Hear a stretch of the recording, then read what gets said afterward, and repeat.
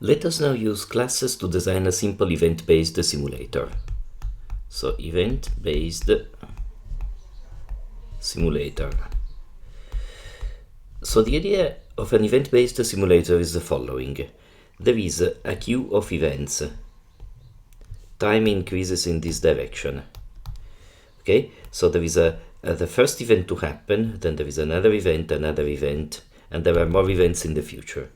So an event-based simulator periodically takes the first event, it executes it, so it calls a do function on the event, and the do function has two effects. It has some effect that is, for example, to print a string, I happened, etc. And it can also produce other events that are put back into the queue. New events, okay? So there is this event queue that stores the future events that need to happen. And events-based simulators are used to simulate a number of things. So for example, you can simulate a computer network. The events may be a packet arrives at a communication link, a packet is received at the other end of the communication link, a packet is routed towards a waiting queue or whatever else. You can also simulate traffic by simulating the flow of cars, where events are cars reaching particular intersections, and so on and so forth. They are one of the simplest simulator architectures. And the way we are going to implement these is by creating actually some hierarchy of classes. So there will be a simulator class that implements these. Okay, this will be the simulator. And then, as for the events, we have a hierarchy. And the hierarchy works essentially as follows. There is a generic event, which is an abstract event that contains implementations of various methods, the initializer, etc. But it has a do method that is not quite implemented. Okay, so this is a generic event.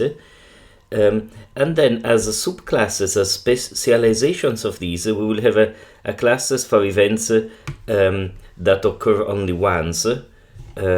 So event only once. Okay, this will be a class. The name will be slightly different, but and then will be a periodic event as another subclass, and so on and so forth. Okay, so we will have various types of periodic events that will form subclasses. So that's the general idea. We will write a simulator class. Actually, we will write it last. And we will write the generic event class that will be subclassed to correspond to the various types of events. Essentially, we will have events that occur only once and events that occur with a certain periodicity. And of course, you are free to modify and play with the code to add your own type of events if you're interested. The code looks as follows. So this is a generic event class. It has an initialization method in which we give the name and the time of the event, and we just store it in the object. So self will be the object that is being initialized, and so we store the name and the time in the object itself. I always like, when I do things properly, to define a representation method. This representation method is used when the event is printed, and it's very helpful in debugging. So here, when I print an event, it will say something like event of this name, of type, and this will be the type that is a class of the event, will occur at, and here will be the time. Okay, so I print the name, type, and time of occurrence for the event. Then I told you that I need to keep the events sorted in time order. So sorting, if you look at the documentation, which is here, okay, sorting relies on the lower than operator. So if we want to be able to sort events in time order, we then need to define a lower than operator, such that self is smaller than or smaller than other if the time of self is smaller than the time of other. Effect will be the visible effect of the event, and we simply say, hey, I happened at a certain time. We print out a string. You can modify this to be whatever you want. The do method, as I mentioned, is the one that should carry out the effect and then reschedule future events. And this I leave unimplemented. This is the way to specify in Python that this class is abstract in Java, right? That is, you shouldn't use actually objects of this class, but you should rather use objects of subclasses of these. So the do method is not implemented. We will implement it in the specific types of events we create. So this is it. There is some documentation. So let's define an event that occurs only once. This is a only once event. It extends a generic event. This means essentially that the methods that are not defined here are defined in a generic event. It inherits all the methods defined for generic event, including in this case the initializer, and we just redefine the do method. So the do method works as follows. It says self.effect, so it prints out, or it carries out the effect. I use the default implementation of the effect, and I return the empty list because no other events are generated. I want to return the list of generated events. So that's all it takes to create a class for events that occur once only. Okay, we can implement infinitely occurring events. So to do so, I want to redefine the initializer because I want to take name, time, and also a periodicity. When you redefine the initializer, you should call the initializer of the superclass. It's done in this way. Super.init, this is the init method of the superclass that is of the generic event, and I call it with name and time. So name and time will be already copied in the event object. And so I just need to copy the periodicity in addition, okay? And the do method works as follows. I carry out whatever effect I have, in this case again the default, and then I want to insert a new event to occur in the future after the periodicity. So a periodic event, it's not like an infinite list of stuff, because it would be impossible to represent.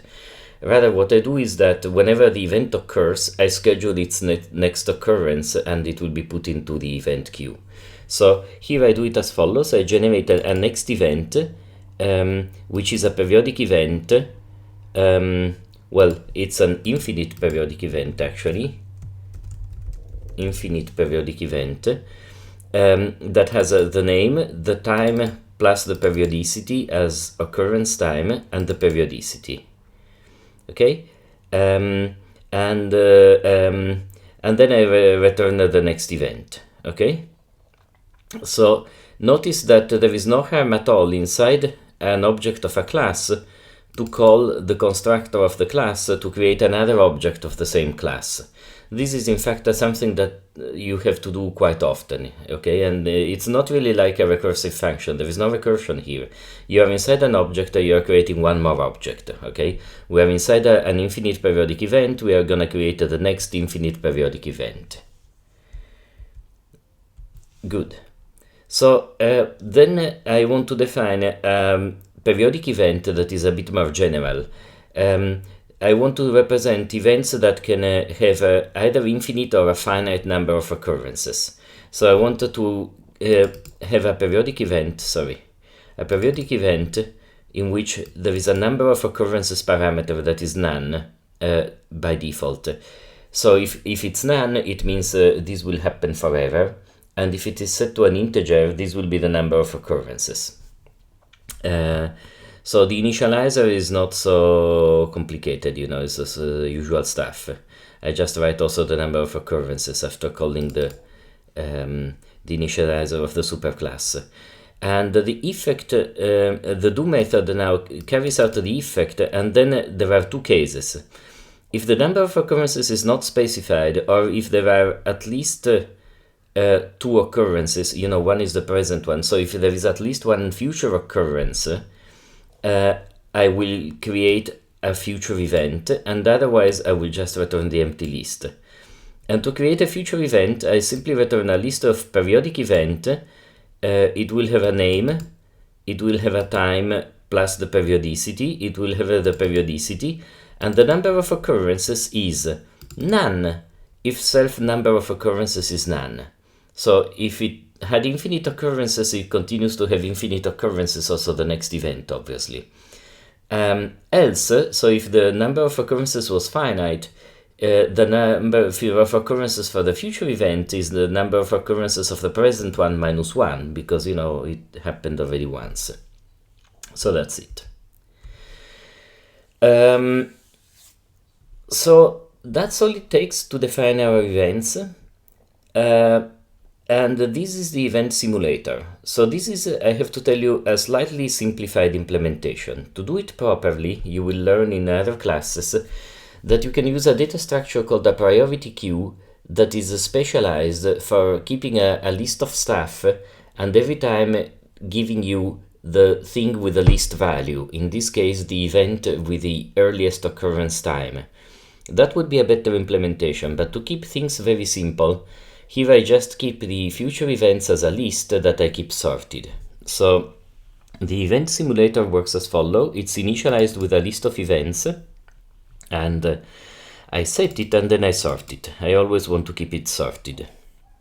I have an add event method that adds an event and sorts the list. And then the step method is what carries out one more step of simulation, right? It's the loop that I was showing to you, in which you pick the event, execute it, and put any generated events back into the queue. And so I do the following. I pop out the 0th element of the list, which is the event occurring first. I call the do method of the event, and I store in generated events the list of new events. And then for each generated event, I add it to the event queue. That's all there is to it. So now I have not really told you in how I represent times, and I'm gonna actually use the datetime library that has a method datetime.now that gives you the current time, and then you can have time deltas, that is differences of time, that you can initialize, in this case in seconds, and you can add times with the time differences to obtain other times. Okay, this is a sophisticated way of doing it, and it's also a nice way of doing it, and I recommend it for manipulating times. The other idea would have been to use seconds from Unix time, if you will, but this works quite well. So I define a time now, I define a time that is 10 seconds from now, and a time that is 25 seconds from now, and then I build a couple of events that occur only once, okay? One that occurs in 10 and the other one in 25 seconds, okay? I also define a couple of periodic events, periodic 1 and periodic 2. They have a time of first occurrence, you know, it doesn't need to be immediate, in 10 and 25 seconds. Then they have both at 3-second periodicity, and one happens 7 times and the other one infinitely many times. I can create my event simulator. I can make it take a step, and this step, you know, tells me that once one has happened. Okay. I can print out what's in the event queue. This is the content, so you see you don't have infinitely many stuff or a large amount of stuff. You have at most one thing for each event. Once one has already happened, is no longer in the queue, so you have here once 2, periodic 1 and periodic 2. Okay, so now I can do 20 steps at once in a loop, obviously. Okay, and this is what happens. So I have a periodic 1 occurring 5 times, then there is once 2, and then there is a mix of periodic 2 and periodic 1, but periodic 1 has 1, 2, 3, 4, 5, 6, 7 occurrences as prescribed, and then no more. Instead, the periodic 2, once it starts occurring, it will continue forever with a periodicity of 3 seconds. Okay? And so that's all there is to it. This gives you a simple example, but I think an interesting example of how to use class inheritance and classes to implement something that is actually quite useful in computer science. There are many network simulators and many simulators for real systems that are based on this principle. Of course, there are many much more sophisticated in various ways, but this gives you a very rough idea. Thank you.